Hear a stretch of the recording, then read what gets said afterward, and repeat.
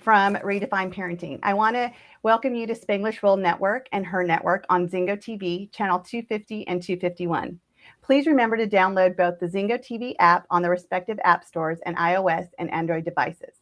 While you download, make sure to rate and leave a comment. The app is free. Zingo TV is also available on Google Chromecast, Amazon Fire and Fire Stick, Roku Sticks, and all smart TVs of 2016 and forward. Today is an amazing day because I have a great guest who's been a friend of mine for many years, and we've both been on this journey together on how do we help people parent, because there's not one book that's ready for everybody to take on and say, I have to parent this way and I have to parent that way.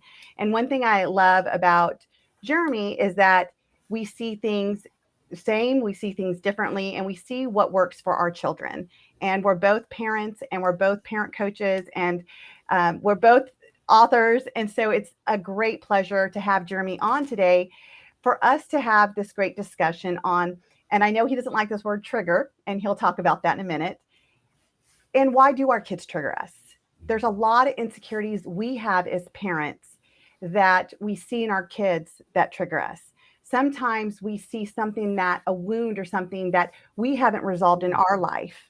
And all of a sudden our kids are acting that way. And it's like, oh gosh, how do I stop that? And the way that we stop it, are we yelling? Are we punishing? Are we making them feel the pain because we feel the pain, because we have that mirror in front of us?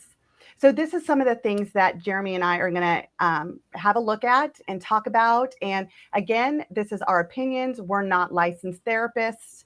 We are certified coaches, and we're just going to have a real raw discussion on our own experiences of being parents and as well as what we see with our own clients. So without further ado, Jeremy, welcome to the show, Redefine Parenting. Hello. How y'all doing? It's so exciting to be here. So I've watched the show a couple times and I'm like, man, I'm going to be on there. And boom, here we are. You message me. You're like, hey, you got some time? And I'm like, yes, absolutely. I will make the time. So thank you for the opportunity.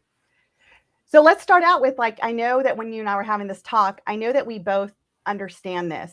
I would love just to start this off of, when I said, we get triggered, and yes, we do. And yet you had a beautiful definition of why you don't really like that word. Like there's something that's deeper than just a trigger. So why don't we just take a moment and just start the call off, like looking at that? Perfect. Yeah. So we had our conversation back and forth, and you sent me a couple of things for food for thought. And it's not really that I like or I don't like the word trigger per se, but I see the impact, hypnotherapists and a bunch of other modalities. I see the impact words use, and in common usage, the word trigger is starting to become triggering, because when people say, oh, trigger warning, then people who are prone to being anxious, they start to like gear up like, oh, I got to wake out about something. And so for me, my model of the world, rather than talk about mental health or mental illness, because that conversation sort of is in my model, it's a false dichotomy, because you're either one or the other. And it's like, well, let's just look at mental process. And when we step back, and disassociate a little bit in a healthy way, and just say, well, what's the process that's allowing a person to get to certain thoughts or certain feelings, or what's true in their model of the world that's leading to certain behavior? And so for a lot of parents, if we have unresolved stuff in our past, then when we see our kids moving through that stuff, a lot of times we'll be associated to it. We will kind of be reliving it as if, it reminds us of the stuff we haven't dealt with yet from when they were, I remember when I was 5 and this thing happened, and oh my gosh, my kid's 5. And we might not be fully conscious of it, but we're kind of wigging out about it and like overcorrecting or over course adjusting or getting ahead too much. And we're amping all of our unresolved stuff into what the kids are doing. And our kids don't know, because they're 5 and they've never done this before. And it's their first time, and we're freaking out, and they're like, what's the deal? So, we're going after flies with bazookas instead of fly swatters. I love it. So I like the idea of just reassociate. Like we're reassociating to unresolved stuff more than we're being triggered, because once you've dealt with whatever the causal factor was and you've resolved the stuff in the past, the trigger has nothing to fire on, and the trigger becomes meaningless, and it's just information. You go, oh, that used to make me upset, but now I realize. Right. I love that. And so that's my frame. Yeah. I love that. Like reassociation. Like I love that. And we get very vulnerable on this show, by the way. So why not now? So my daughter is having a challenge right now, and it's so interesting on how it's exactly that. It's bringing up unresolved things for me. So, Mhm. when I was a young girl and I was bullied a lot, I tried so hard to find connection. I would Mhm. ask people questions that I already knew the answer to, just to try to create conversation, to try to feel seen and heard. Mhm. And I guess you would say that I kind of overdid it. Like I was like so overt, like trying to just put myself there and trying too hard to be Mhm. people's friends, right? To be seen and heard. And back then, when I go into that moment, I get it. Like I understand my formula of what I was trying to do, even though it was backfiring and more people are pushing away because they're like, okay, you're irritating. Like, why are you asking that question? I Mhm. see my daughter doing the same thing. Like I Mhm. see my Mhm. daughter wanting to belong so bad to maybe a set of girls that she sees at school, or these friends over here. And even in our family, she'll do it, right? And to even her siblings are like, "Oh my gosh, she's so irritating," because she asks the questions that she already knows the answer to, and Mhm. immediately I go back to when I was that girl. And Mhm. so what do? I try to redirect it, and that doesn't work. And so then I escalate, and that doesn't work. Mhm. And then I'm like trying to give her different ideas, and that doesn't work. And it's not working because I'm not seeing her for her. I'm still seeing the little me that it's Right. been triggered. And I don't want her to go through the pain. It's like Right. I want to block her from the pain. I want to block her from that experience. Right. Well, there's a couple of things you can kind of extrapolate from that. Number one is by going through that experience, look at all of the talents, gifts, tools, and abilities you've developed, right? At the same time, it's a crap sandwich. I don't want my kid to eat crap sandwich. Like, it's just not fun to go through. And do we need the school of hard knocks? Could we learn this smoother, easier, faster? Right. And so, more than likely, there's a lot of like, she looks up to you and a lot of your behavior is imprinted on her, and so she sees your model of the world and she's like, that's a really cool way to be, and so you're kind of filling that hero archetype in her model of the world, and so she's modeling a lot of that behavior, and her copying things you did. It's a way to connect with you, which is great. How does she connect to herself? And it's Mm. how do we get ourselves out of our own head to not take it personal and be curious? What story has to be true in your model of the world to make that behavior okay? Because story always drives behavior, behavior always drives Absolutely. impact. So what has to be true? What do you have to believe in order to make that pattern of behavior the most reasonable, the simplest, the easiest? And you could even, she can still do the behavior, maybe just help her dial it down so that, like, hey babe, there's a concept Tom Hopkins teaches when you're doing sales and questioning. It's called porcupine. And you ask a question, but it has, the way the question is structured, it's for people to answer, but then they throw the question back to you. And so when you're asking certain questions, that porcupine, you may be just beaming it at them and it sticks and they're like, ow, that hurt. And instead of it being a back and forth playful, it might feel like they're being grilled or cross-examined. Mhm. And now it's just, you're out of rapport. So whenever you get that resistance, oh, that's a sign you're out of rapport. So you just need to slow down a little bit, breathe a little bit, and you can, start to show her different modalities of how to communicate. Like, these people, how do they communicate? Where do their eyes go? Body language. So you can kind of like, this is where I go, because I start to deconstruct communication patterns, and I go, okay, well, how is it that are they talking really fast and they're really excited about the things they're doing, or are they really slow and like, Right. Right. be chill so you So could. what's great is I did some of this, and Mhm. so we've had the success story because now it's like we've Nice. gotten her to kind of reframe it more as a statement of a fact, right? So Mhm. instead of like, is it raining outside? Yeah, it's raining outside. So Right. now what we taught her to do is ask the question to yourself first. Mhm. Do you really know the answer? And if Right. so, could you make it a statement as, Mom, can you believe it's still raining outside? Because that's still getting my attention, because that's really what she wants. She's still being Right. seen and heard. But Mhm. now Mhm. it's a conversation versus I don't know, come rescue me, let me be a center of attention. So by Right. doing exactly kind of Nice. what you've done, Mhm. this was like a while ago, we're still practicing that. And so when Yeah. it does come up, instead of shaming her or being upset with her like I used to be, like a Right. while ago, it's I connect with her and I'll say, okay, Sage, Nice. what's the answer to that question? Right. And then I'll say, okay, so because how could you say that differently to me? Right. So Right. it's constant practice with taking out the blame and the shame. And it's Yeah. exactly what you said. I had to get curious. I had to get curious of what's really going on with her. and what is going on with me as well to, feel that connection and feel kind of like associated, right? Reassociated, as you said, right? The Right. reassociation. And so I use that example because what Jeremy said is spot on. It's spot on. And again, I did it in a very simple way. And now we've been able to basically overcome that. And now she still feels like she's still part of the conversation Right. without feeling that she's being irritating. Yeah. So it really comes to, you and I are both familiar with Tony Robbins and his work and the 6 human needs. What needs are being met by that behavior? What other way could we get those needs met? You want to connect. Cool. You're asking questions. It's torquing people off. Fantastic. Stop asking questions. Start making statements. Right. Or man, it's still raining, but gosh, I love the rain. I remember, in my personal story, we moved to Saudi Arabia when I was 5, and we had been there for, I think, 6 or 7 weeks, 120 degrees in the shade.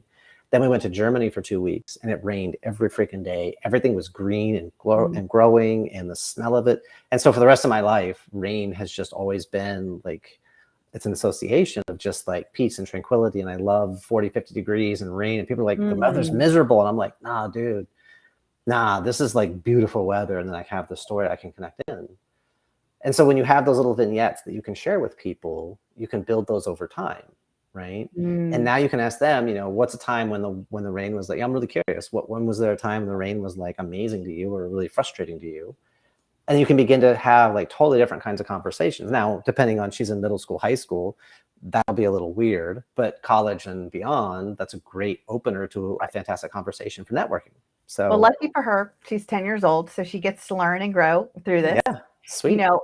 So just want to touch on something. For those of you that don't know, Tony Robbins is an amazing life coach. He coaches us from stage, I would say, through all his events. And if you go to his event called Unleash the Power Within, he really goes into the 6 human needs, which is certainty, uncertainty, which is also variety, loving connection, significance, growth, and contribution. So just to give you an idea of what, for those listeners out there that haven't heard of Tony Robbins, I would definitely highly recommend. That was I started there as my trajectory of my personal growth. And, I don't know if Jeremy, you started there, but I know I met Jeremy on that growth path that I was on as well. So just to give some context to what he was saying. So, a lot of our kids need that certainty. A lot of them need that significance, especially their worth. I've written this book on teach your children that they're enough, because if we as a parents can give them that foundation of their worth, how will they start showing up in their world, right? Outside the home and in the home. So moving along about this whole triggering path, that why else could kids really, make us associate to something? And, I know that Dr. Shafali had a video about this, and she actually talked about, a man not feeling masculine or emasculated. And then he saw his son, being kind of feminine, and then, taking it out because it again, associated, I like that word better, associated him to back when he was a child and how he didn't feel masculine. And I mean, I do see that as well. I do see that again, I think it comes back to what I was saying before about the wound. What's your idea about that? Yeah. So in that particular example, we've got a dad who, when he was younger, was more effeminate, was more feminine expression, was bullied for that, worked through it, pushed through, got himself through it, blah, blah, blah. Now his son is playing soccer, and he sees his son being more effeminate, and he remembers the pain he went through. So now he's trying to drive his son away from that, trying to force his son to quote unquote man up and drive more of that masculine behavior. And so for the dad, as I listened to the story she shared in my model, I would be like, well, the dad's still in his feminine, because he's living in all this meaning, which is all, he didn't verify anything. He's just projecting all of this meaning onto his son, and then he's trying to solve his own problems through his son by proxy. His son might not have those problems because the world's a different place now. We're in a different society, in a different period, and the way masculine and feminine behaviors are expressed and associated, it's all changing, right? And so dad is like upset about, well, my son's going to have these things, and not being able to interview the dad. How does the dad actually feel? Well, I love my son, and he's so sensitive, and I love that. At the same time, I'm worried because, it's a tough world, or whatever his story. But what I saw from the description, the dad is projecting his unresolved experience, because for most all of us, we're not all masculine or all feminine. We're some ratio and some events and Absolutely. situations. Yeah, it's not all, pokey out people this and pokey in people that, and boom, it's done. No, people are way messier and munkier than that. So like, get over it. And so maybe for his son, he's just a more sensitive, nurturing provider type of masculine. That's just his son, and that's who he authentically is. Right. And maybe by helping his son to just be who he is and have the confidence to own that, dad can find something for himself instead of, I have to suppress this so he doesn't experience the pain. Because we don't know if he's going to experience the pain. Right. And so just playing off what Jeremy's saying is like, one of the strategies that I would share with you that are listening is that if you see this going on, if you see that, that association to your child and you don't like it, number one, get curious. Like, you guys know, every show I always say, be curious, not critical. So get curious about it and ask yourself, what does it mean for him to act that way? What does it mean for him to be sensitive? And get to know your child. Ask them what it means to them in their life. Absolutely. What if they're, feeling this part of them that is more sensitive and compassionate? Like my husband and we have twins, the 10-year-old twins, and our boy, he's really emotional, and we don't make mention, we don't label it, we don't title it. It just is. He's a person who feels. He's a compassionate kid. And that's what we do. We play on the strengths of it. And we say, wow, how compassionate it is. He really knows how to feel. And we have helped him now to really unpack what those feelings are versus, oh, he's so emotional. Oh, this, oh, that. And I'll tell you, when our children were had to do some testing for their dyslexia and ADHD, the therapist told me that the licensed psychologist said, in 25 years of evaluating 7-year-olds, because they were 7 at the time, she says, I've never, ever in my life seen 2 7-year-olds that are so emotionally grounded. Like, they know their emotions and they know how to express them and they know how to basically unpack them. And I said, well, it's what we've done with our children since they were, able to have the emotion and be responsible for the emotion. Like when they've gotten to 2s and 3s and, starting to have those meltdowns to express, I'm not happy. Something's not comfortable. I'm not understanding why you're saying no. And look, I have this opportunity to have this behavior. So you see what I'm doing, right? And we've always told them that you can have this behavior and own it. And when you talk about it, we will. And so we create their room as their safe space to this day. If they're having a challenge and they're upset, we said, you may not disrespect us and yell at us. What you can do is say, I am upset right now. I need some time. And then when you're ready, you come and talk to us. It just happened this morning, actually. And my son went up to his room and we knew he was upset. He was stomping. That's his like little pattern that he does. Literally 2 minutes later, he comes down and says, I'm ready to talk about it. I say, okay, tell me what was going on. And he's like, I was upset because I didn't feel like I was able to speak and that, dad was saying this or you were saying this. And I said, okay, so what can we do differently? Because now we're teaching them ownership. Correct. Now is the time it comes to ownership.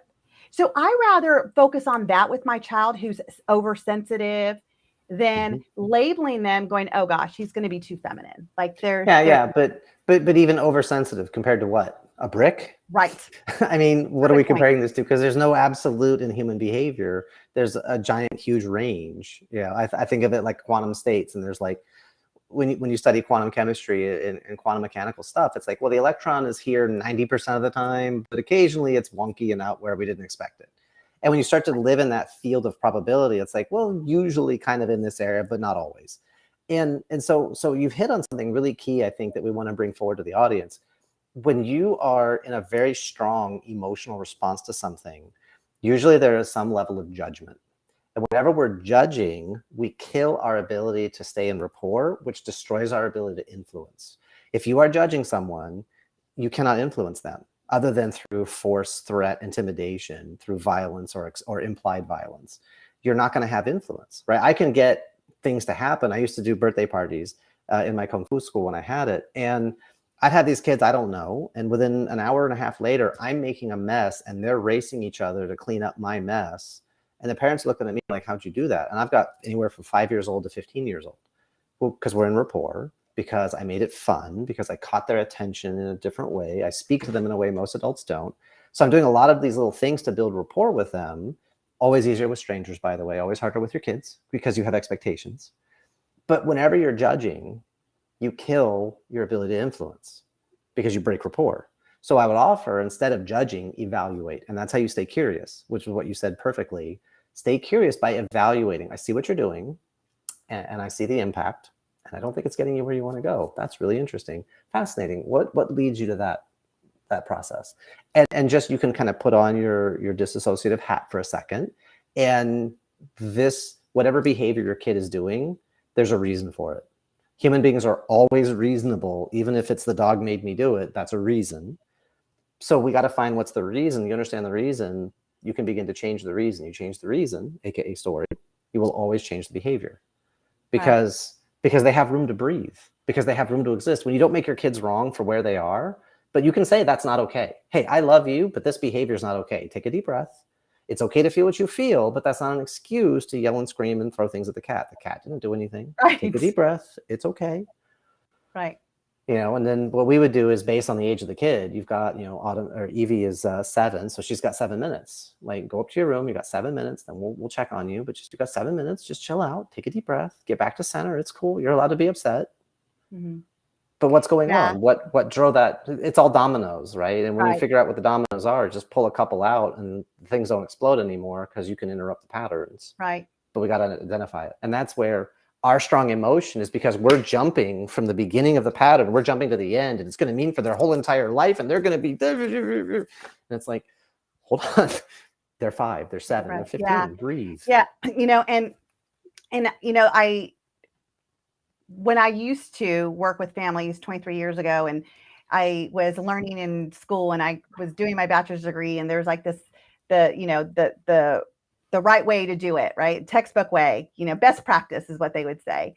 And it was like, per minute of, like, give a child like their age per minute. And it was interesting because I learned to get away from that. And I learned how my child can regulate his own emotion. That, at 2, at 3, or 4, who am I as his parent to say you have 4 minutes to regulate? Like, let him have as much time. If he needs 2 minutes, if he needs 1 minute, if he needs 10 minutes. Yep. Like today he's 10. He literally, like I said, came down in less than 2 minutes. Yeah. And he was ready to process it. Yeah. And I think we give him that independence of learning how to self-control. It's learning how to say, I am in this emotional, bubble, if you would. Yeah. And now I'm ready to deflate it. Like, how do I deflate it? And we've done things like we have different things that we do in our family, especially for our son, who tends to be more emotional than his twin sister, but great points about letting that child have that moment to just take a breath, and we also, one of the things that I just want to touch on is we got to get to the cause. Like, the behavior, the meltdown, that's all the effect. We need to get to the cause of what's creating that. What is so going on so much in them that they're having that such a behavior. So, but we'll say that for another show. I want to go back to the whole being associated or triggered by our kids. Yeah. Another opportunity why I see, working with families for, 25 years or whatever it is now, is that a lot of parents also, not all, but there are a lot of parents out there that feel that the way their kids behave or what they do is a reflection on am I a good parent? Am I a good mom right now? Yes. And it's like, you know what? We do the best that we can with what we know in our lives. Yeah. Well, hey, is the cord cut? Oh, okay. So they're their own person? Oh, okay. Correct. Like, and immediately, I had to do that with my wife, because occasionally she would just be upset. I'm like, hey, cord's cut. They're their own person. It's theirs. And I feel like I personally got to understand this at a deeper level because Jeremy, when I met you, I was a single mom at the time, and I only had my 2 boys, and they were in their, young and teenagers, and now they're 28 and 23. So they keep getting older, by the way, not us. Just them. And when they became their own person and they became adults, and my oldest one's married and he has a daughter who's almost 5, I realized that if I am not taking responsibility for the choices they're making as an adult, why was I taking responsibility of the choices that they were making as a child? because Mhm. when I remember this one time specifically, I was married to my kid's father at the time, and my son was in kindergarten, and he hit a girl. And he came home, and my ex-husband, he was livid. He was like, "What? You don't hit girls?" And he just like flew off the handle emotionally. So we have Mhm. to ask ourselves, why? Is that a reflection on us? Of course, that's what we were feeling. We're feeling like, oh my gosh, what are people going to think about us? Do people think that we're sitting here hitting people and whatnot? Because we don't do the spanking method. Mhm. That's not our way of disciplining our children. And so, but my son got a spanking. And I was like, in that moment, and I had no idea of what I know now, I was like, how is spanking our kid for hitting someone else going to resolve it? Well, I'll show And you bigger violence for the violence you perpetrated correct. And to so I scare was like, you into not being violent. it was so not aligned with me at the time. And yet I was still also learning and growing. And what I realized is it was that reflection on, oh my gosh, are we bad parents? Because our child made a choice. Now, in our home, they never got spanked. In our home, we didn't have violence. Mhm. We didn't watch violence. So we start to go through this index, right? Where was it my fault? Not one thing we did was our fault, but yet Nope. as parents, we were still shaming ourselves. We were still Correct. taking on like, oh my gosh, I'm a bad parent. So fast forward now, my sons are 28, 23. They make choices. Maybe it's a speeding ticket. I'm not taking responsibility for that. Mm-mm. Do they know not to speed? Yes. Have I taught them not to speed? I mean, we're going to chat. We'll shelf that answer. Like 5 miles over is not speeding. Right. What's 5 miles? That's 5 And miles. if I'm not taking responsibility now, then I can't take responsibility now with my younger ones too. It's allowing them to know, here's the guidelines. Here's what we teach. Here's our values in our home. We Mhm. actually have a theme in our home, and it's loving kindness. Mhm. And so we teach this, we breathe this, we talk this, we do this. And Mhm. yet, when my child goes outside this home and they make a choice not to live within that loving kindness, not to live within the values, it's Can't their control that. choice. Yeah. And you know what? They're going to grow from that. Yep. And Yep. Thankfully, it was a small infraction correct. versus because there's a friend of mine runs a martial arts school, and I met him, I think he was 16, testing for a second-degree black belt. But they had a kid who in the 3rd grade stabbed another kid in the eye with a pencil. And the kid who did the stabbing is in the martial arts now because the parents went through and went, wait a minute, for our kid to do this, is that because he felt safe or is that because he felt threatened? So he didn't have confidence. So he resorted to violence because he had no other way to assert himself. So I met him at 16 testing for a second-degree black belt. And part of his test, he held his arm out to the side, and they took a like a rake handle and they smashed it over his shoulder and shattered it. He didn't move. And they did the same thing on his thighs. They broke a 2x4 on his thighs and he didn't move.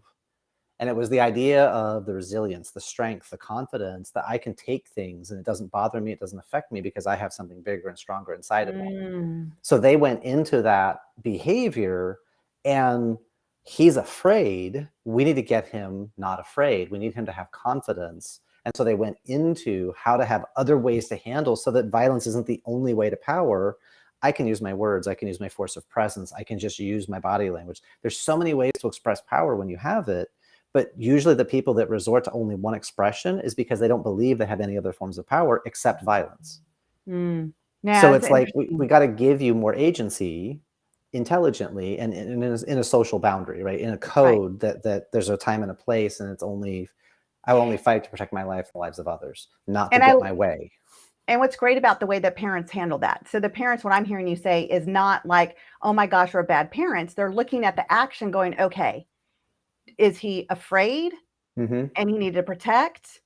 That You behavior know, is not okay. What made that okay in right. him? And let's fix that. Exactly. And so, Yeah. and that's really what we want to tell our listeners is like, Yeah. how do we get out of being triggered from our kids associated to something that they're doing, whether Mhm. you feel it is something that you see in yourself that's not taking care of a wound, whether it is you feel it's a reflection of your parenting. You know, I've Mhm. said this before on a different show is that, you know, I had a client that I worked with, and she had the opportunity to meet my kids, and she's later on said, she goes, oh, your kids are not your walking talking business card. And at first it bothered me, like I was really like triggered, if you would. I'm like, what? Yeah. They're not They're And not let me tell perfect. you, my growth now My growth now is they're absolutely not my business card. They're my children. They're my children that I don't coach, that I love and I guide. And I do use the strategies I share with my clients when I'm coaching them, and it works. And that's why I use them. Yeah, but your kids are going to have their own opinions. Correct. Strong parents raise strong kids. Duh. Hello. You know, when your kids push back on you, is that because they're disrespectful, or is that because they're trying to communicate their model of the world forward? Right. And right. So I just want to help the listeners that also don't understand model of the world. So we all have filters, even our kids.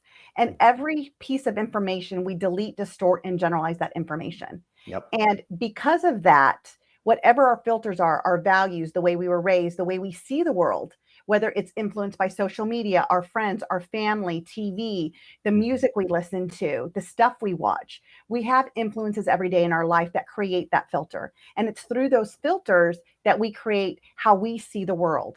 So it's that rose-colored glasses theory, right? So you put on rose-colored glasses, you see the world differently. Take them off, you see them differently. So when we're talking about filters, and I've heard you, Jeremy, use it quite a bit, I just want you guys to understand that our kids too have their model of their world at their age. And knowing that the brain does not develop until they're 25 for girls and 28 for boys, we also have the ability to influence our children in their younger ages when we are able to understand their model of the world, which Jeremy was just talking about.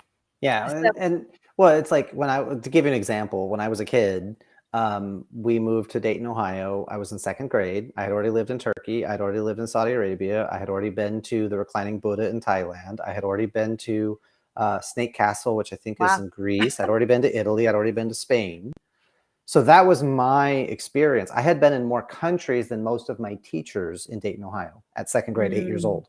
So I had a much more expansive world model. You know, my awareness of the world around me was much larger. I had a Kung Fu brother that didn't get in an airplane until he was 26 years old for the first time. I had been flying since I was 6 months. So the whole what's normal is a setting on the dryer. Normal doesn't exist. Right. Because none of us there's no one standard human experience. We all have unique things. And so model of the world, it's my perspective. It's my take. Like, I don't do a lot of I'm right. I don't do actually any I'm right. I have a perspective. And I won't say when I'm right, but I'll say when you're right. And I won't say when you're wrong, but I'll say when I'm wrong. That's a covenant I make with my clients, but it's also the way I operate because I don't know that I'm right. I had that opinion a lot long, when I was younger and I was a lot unhappier. I just have my perspective and I can argue and I can reason through why I have this perspective and we can have that conversation, but I'll never say I'm right because I don't know. Right. This is what I know. This is what I don't know. This is what I know. This is what I don't know. Like, dude, I have some ideas and they seem to be pretty cool and pretty solid. They work really, really well. But yeah, I take my clients through a process too, where I say, you know, it's right when you get the right response that you want or the right outcome that you want. And the other thing is that, like, understanding that, if we stop wronging our kids for the way that they are and we start appreciating them for who they are, we would have a better connection with our children. And, through Redefine Parenting, I had created a 6-week video course called Crack the Code to Parenting. And I believe it's week 2. There's a whole video on letting go of the baggage, letting go of our own baggage as parents in order to parent. And that's where I got the idea of Redefine Parenting, because I can say for me, I was a parent at the age of 20 and I have birthed 4 kids and I have 2 stepdaughters. So total, I have 6 kids and a granddaughter. And I will say that there's never been one ideology that I've ever lived by for my children. I parented my first set of kids, that's crazy, but they're adults now, in a way that I was parented. I said that I wasn't going to yell. I said that I wasn't going to ground. I wasn't going to punish. And that's exactly what I did. And the reason why I said I wasn't going to do it, because it didn't feel good to me. It just it took my worth away. It made me feel like I was never good enough. And yet I didn't know any other way. So I got comfortable with this way. And I was getting the results I wanted for my kids, or at least I thought I was getting for my kids. Right. And now, because God gave me a redo with my twins, My husband and I do it totally different. We don't punish, we create rewards. We hear them, we understand them, we ask them questions, we get curious. And why did I do that? Because I let go of my own baggage. I let go of what I felt or what I thought parenting had to be in order to get, like we were saying, the right results, the perfect results. There is no perfect, because I will admire my child for however they want to grow up. If they want to be a cheerleader, be a cheerleader. If you want to be, in choir and you're a boy, then be in choir and you're a boy. Let's rock it. Like, whatever you choose to be the best you.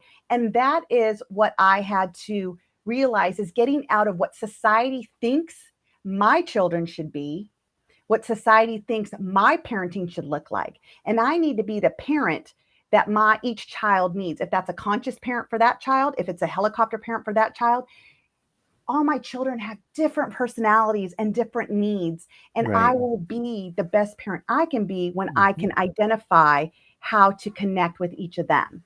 So it's letting go of that baggage. It's letting go of your perception of how parenting has to be. And it's opening your mind and the ability to see your child to what their needs are at that moment. Well, it's exactly what you said. What you need to give to your kids, give them understanding and acceptance. Well, guess what? The more you can give that to them, then you can give it to yourself too, because you can't give what you don't have. And that's how you start to interrupt this whole triggering process. Because what is triggering? Triggering is a situation is occurring that I don't have the internal resources to manage or regulate. And so my nervous system goes ape bonkers, and my words go crazy, my body goes crazy, and just everything goes kind of wonky donkey, technical term. And so when we start to understand, we start to accept, we start to stop the judging, then it starts to take the tempest back into a teapot. It starts to slow down the processing, because, I'm thinking of a specific situation where I know, family has an autistic daughter, and mom gets really, really angry, really, really fast, really, really upset. But the daughter is a visual communicator, right? Like, so when she gets upset, she runs and hides her face because she doesn't want to see what's being said. So she'll run and she'll hide her face. But mom is a very auditory. So mom wants to explain and talk. But then when the daughter is not looking at her to listen, mom feels disrespected. But for the daughter, there's a bird outside. She's listening, but she's looking because she's visual dominant. So she's still listening because you ask her questions and she can answer you, and she's back to this. Well, the mom now feels disrespected. Okay, well, where else has the mom ever felt disrespected? Because feminine patterns, whenever you feel a strong emotional state, feminine and scarcity, you go back to every other moment in your life you've ever felt the same way, and all of it is fresh again. It's like, why do women freak out when the toilet seat's down? Not because the toilet seat's down, not because they can't just look, but because it makes them feel like somebody was thoughtless and careless and inconsiderate, and where else in their life have they felt the same way? And all of that comes back up to consciousness, and they're like freaking out, and they're angry, and they're hurt, and they blow up, because it's not that one incident, it's just another in a long line throughout their whole life.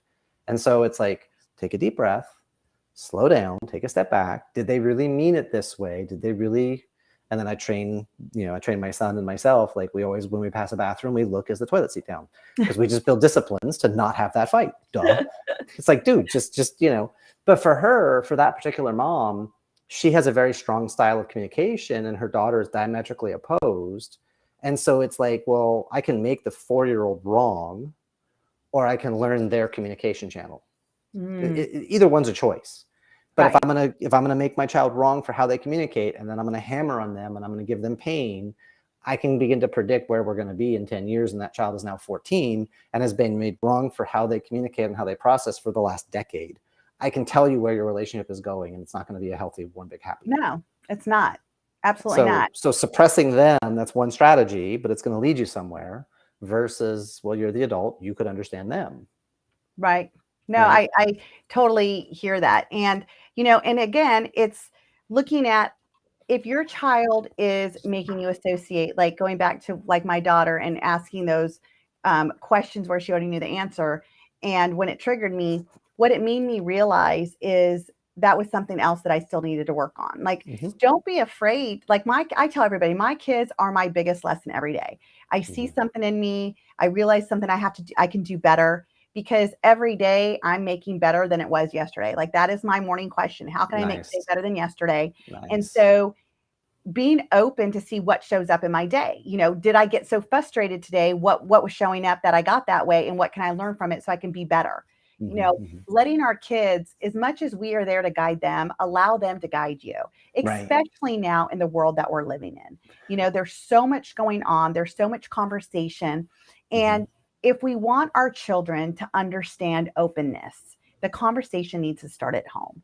And it has to we have to be open. Exactly, without judgment. And so, it's interesting because when you were saying that, I've coached thousands of people over the last 20 something years. And I will say, if I had to ask, like, if somebody said, what's the number one challenge children face today? I would automatically say judgment. That's their challenge. Judgment from their parents is number one. And surprisingly enough, judgment from their peers is number two. And some people will say, well, don't you think they're peers? And I'm like, no. When I ask the kids that I have coached, they're more in fear of the judgment from their parents than they are in fear of the judgment of their peers. Why don't we see that? We don't see it because a lot of us have worked, our kids go to school, they do it. And then when they have the problems, it's social problems. It's not problems at home. When COVID happened, we got a brand new lens, if you would, a brand new filter of what's really going on with our kids. And I don't know about you, Jeremy, but my caseload like tripled during COVID. And when I would talk to the parents, it was like, we had no idea. And we were still seeing it as social anxiety and not knowing how to connect. And interesting enough, as I coached, I got to the cause. And the cause was always their worth and like not disappointing their parents or not letting their parents think this or think that, because then their parents are going to see them this way. That was the number one thing. So you've said this so elegantly before, in order to inspire your kids, to teach your kids, to encourage your kids, to influence your children, you have to let go of the judgment. Ask them what meaning they're giving. And I love this quote, and I'm sure many, many mentors have said this, but my mentor, Tony Robbins, has said this: nothing has a meaning but the meaning you give it.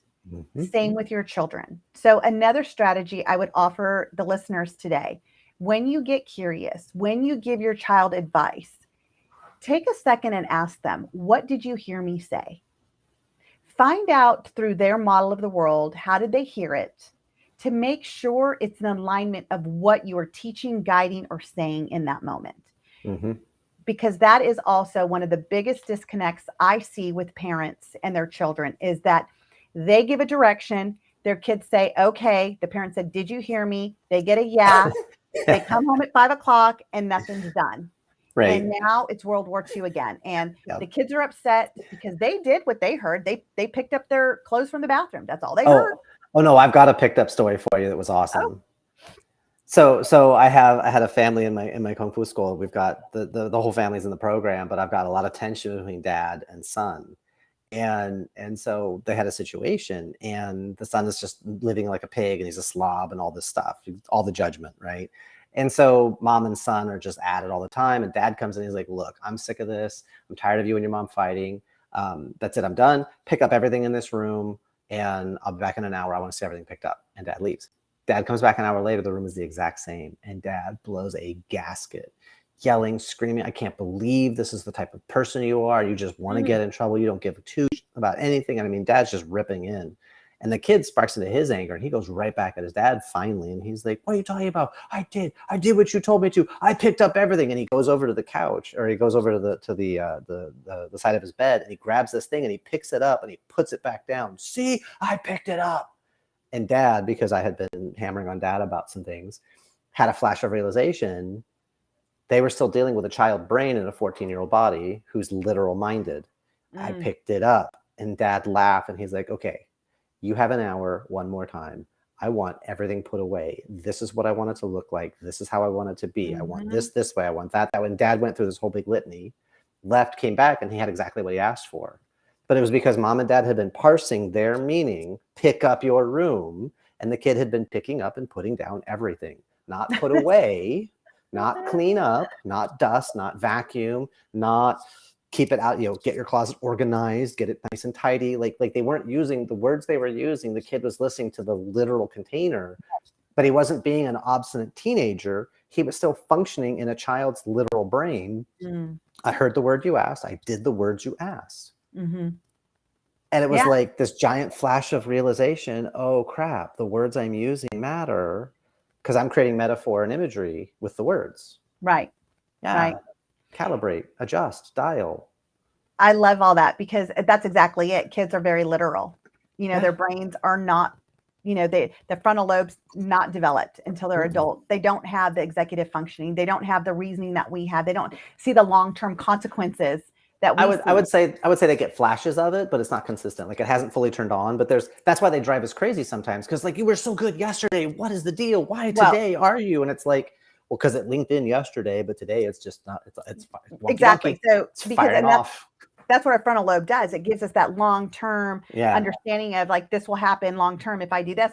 And, I'm certified through Dr. Amen as a brain trainer. And, he says that this is why teenagers need us. We as parents are their frontal lobe.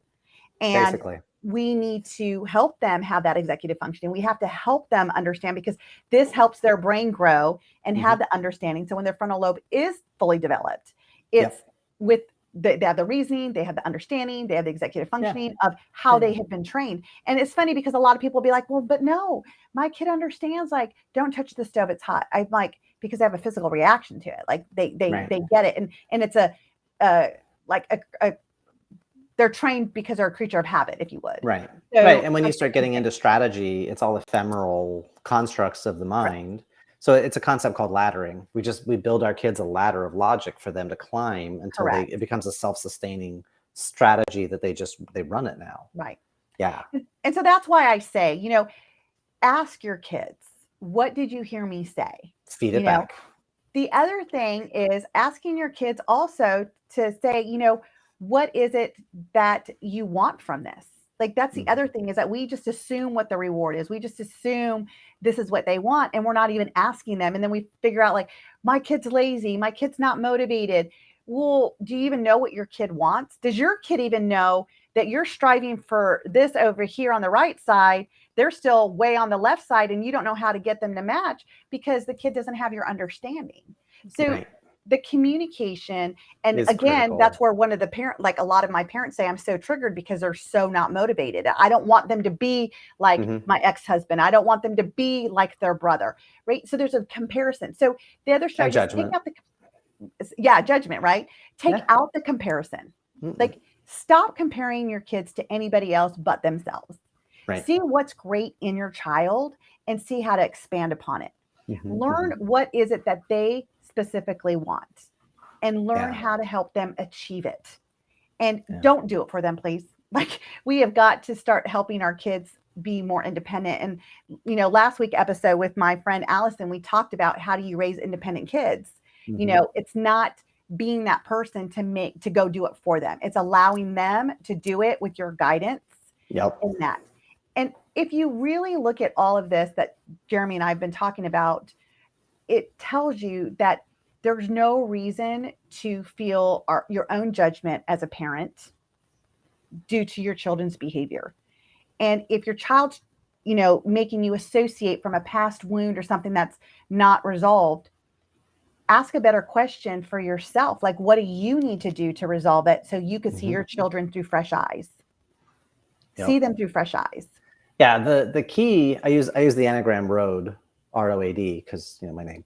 But we get into a pattern, rejection. Whenever we get rejected, whenever the kids feel rejected, it very easily slides into overwhelm, because I'm trying to do a thing and my resources internally aren't producing the result. What's wrong with me? What did I do? And then all the self-talk can kind of drive us.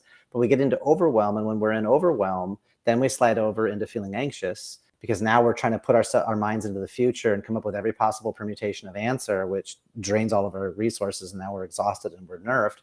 And so to get back power, we fall into D, which is disrespectful behavior to ourselves or to others. The yelling, the screaming, the temper tantrum, the negative self-talk, the I'm the worst at this, I'm so horrible. And that the antidote to all of that is acceptance. But acceptance doesn't mean roll over. I can accept something because then now I can influence it. I can accept that my child is upset. I can accept that my wife is frustrated with the situation, because then I accept the reality of that moment. That's when we become powerful to become an agent of change and do something different. But when we resist that feedback, when we resist our kids being upset, or we resist whatever, that's where we start to make our lives more complicated, because now we're fighting against the inertia of the moment versus just go, this is the deal. Okay, I can handle this. And we step in, now we become powerful. Whenever we step back, like we're putting the brakes on it, but we're also taking ourselves out of power to impact what's really happening. So breathe and step in and accept it, and then go, okay, this is happening. And now what am I going to do about it? And then you can drive forward. I love it. So can you just go over those again real quick? The ROD? So R is rejection, because it's the first thing. Something happened, and nope, that didn't happen that way. That's not real. That's not okay. I don't like that. I don't want that. Whatever the type of rejection. But when we reject, very often it drives us into overwhelm. Because now it's what does this mean? This didn't work out the way I wanted. It's not happening. It's not. And so we're in our heads with all this overwhelm, and that very easily slides into anxiety or anxiousness, because now we're putting our minds out in the future. And because that went wrong, and because of that, I have to come up with every possible answer for the future. And we're like, every possible way it could go wrong, and come up with strategies and answers and counter answers. And we're burning resources. So we feel disempowered. And then eventually we end up in disrespect to ourselves or to others. Internal, I'm so stupid, I'm so dumb, I'm the worst. We tear ourselves down. We make ourselves smaller to justify the rejection.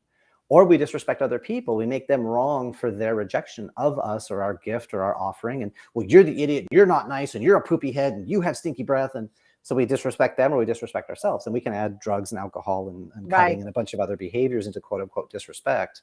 But the antidote to the whole sequence is acceptance on the first piece, and go, okay, that didn't work out the way I want. What do I need to do different? Because acceptance doesn't mean just roll over and be a doormat. It just means I've realized that actually happened, and now I can step into it. So, okay, what do I want different? How could I, and you begin to change your questions. Why is a question that'll keep you in overwhelm and anxiety. Yeah, we don't use why. What and how. What do you want? How do you want to get there? That's always a more powerful strategy. Mm-hmm. Yeah, we I've discussed this on other segments too, is take out the why. Why put somebody into defensive mode, and that's, we can go on a whole nother tangent on lying and everything else with that word why. So that was amazing. I love that ROAD. That's so good. So we're going to just wrap it up. We have about another minute. And I just wanted to say that, instead of getting associated to what your kids are going through or triggered by it, I'm going to say, I think that overall thing that I've heard from Jeremy and myself say today is get out of judgment first. If you're not judging, are you really going to be triggered? What are you making it mean? What do you start evaluating? Evaluate. That's the key. Yeah. Be curious, not critical. As I've always said, Love it. Curious, not critical is my motto for almost every show that I have here. So, Jeremy, we have like 1 minute left. If you wanted to give one golden nugget for parents to really take home today, all the listeners that are listening right now, what would that be? Appreciation. Because whatever you've got going on with your kids, they're freaking here. And more than likely, they're an answer to something that you've been asking for a really long time. And sometimes they fade into the background. We take them for granted and we drive forward. And sometimes we have to. But when you can really appreciate the opportunity, the challenge, the moment, the biggest difficulties give us our biggest growth if we're willing to step into it. So when you appreciate it, it's easier to stay in the acceptance. It's easier to stay in rapport. It's easier to be influential. Nice. Thank you so much, Jeremy, for your time today. And as always, as you come and listen to my show every week, Redefine Parenting, you will also be able to give your child a childhood they won't have to heal from. This show has been heard on Spanglish Radio Network. Please check out www.spanglishworld.ca for all your news and programming. Spanglish World, watch it, hear it, read it, download it, and live it.